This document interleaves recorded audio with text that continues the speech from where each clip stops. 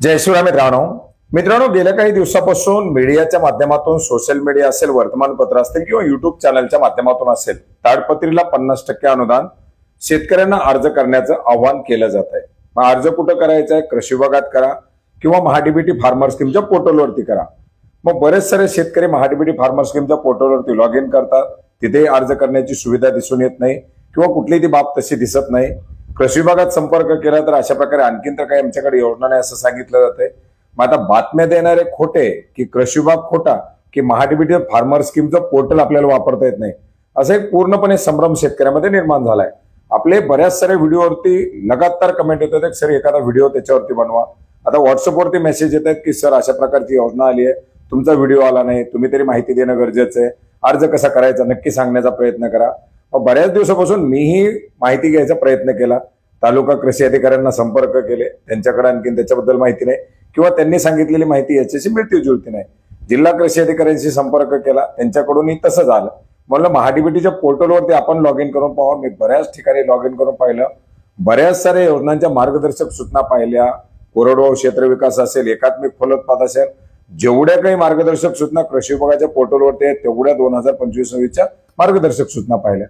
मग ताडपत्रीच्या अनुदानाबद्दल मागं सर्च करत गेलो तर जुलै 2024 मध्ये अशीच बातमी आली होती आणि जुलै 2024 मध्ये असाच एक मनस्ताप आपण करून घेतला होता।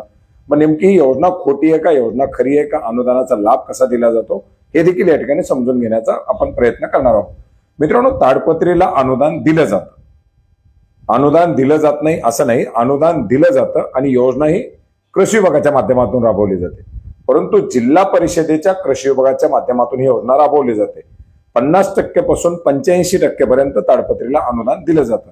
मग काही जिल्हा परिषदांच्या माध्यमातून ऑनलाईन पद्धतीने अर्ज घेतले जातात, जसे पुणे जिल्हा परिषद असेल, आता मध्यंतरी यवतमाळ किंवा इतरही जिल्ह्यामध्ये ऑनलाईन पद्धतीने अर्ज घेतले।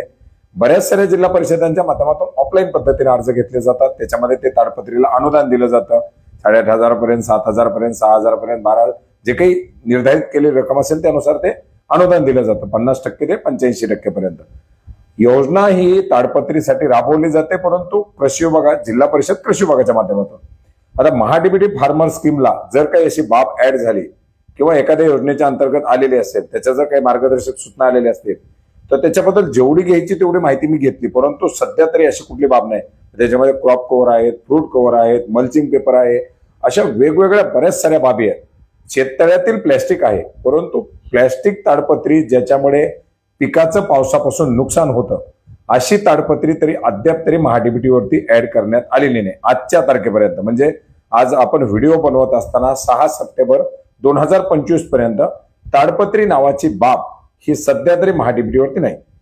गेल्या 3 दिवसापासून महाडीबीटीवरती प्रत्येक योजनाच्या अंतर्गत असलेली प्रत्येक बाब आणि त्या प्रत्येक बाबीच्या मार्गदर्शक सूचना मी क्लिअर करून पाहिले, बाबा याच्या अंतर्गत तर नाही ना, त्याच्या अंतर्गत तर नाही ना, आणि त्याच्यानंतर मग ही एक शेतकऱ्यांना माहिती द्यावी, कारण बरेच जण याच्यामुळे परेशान झाले आहेत, म्हणून हा व्हिडिओ आपण या ठिकाणी बनवण्याचा प्रयत्न केलाय। आता जिल्हा परिषदेच्या कृषी विभागाच्या माध्यमातून सध्याही बऱ्याच साऱ्या जिल्ह्यामध्ये ताडपत्रीला अर्ज सुरू आहेत।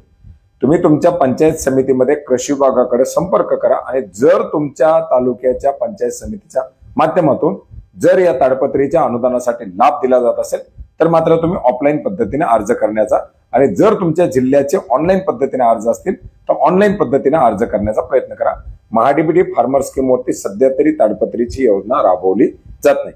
तर मित्रांनो, अशा प्रकारची एक महत्वाची अशी माहिती होती जी आपणास परेशान करत होती आणि मलाही गेल्या बऱ्याच दिवसापासून परेशान करत होती। ती माहिती घेण्याचा प्रयत्न केला आणि आपल्याला देण्याचा प्रयत्न केलाय। भेटूयात नवीन माहितीसह, नवीन अपडेट्ससह।